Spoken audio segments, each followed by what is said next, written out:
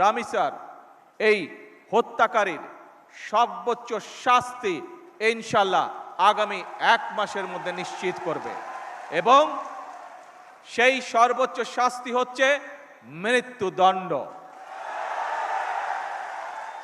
ঢাকার মিরপুরে একটি নিষ্পাপ মেয়ের নির্মম মৃত্যুর মাধ্যমে মানুষের মানবিক মূল্যবোধের চূড়ান্ত অবক্ষয়ের চূড়ান্ত প্রমাণ মিলেছে।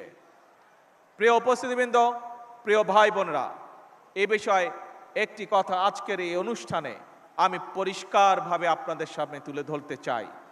এই ধরনের শিশু নির্যাতন বা নারী নির্যাতন বর্তমান সরকার কোনোভাবেই মেনে নেবে না এবং সকল সম্মানিত উপস্থিতিবৃন্দ, দীর্ঘদিনের ফ্যাসিবাদী শাসন শুধুমাত্র দেশের মানুষের অধিকার আর দেশের অর্থ সম্পত্তি লুট করেনি, বিচার বিভাগ সহ দেশের সমস্ত প্রতিষ্ঠানগুলোকে ধ্বংস করে দিয়েছে।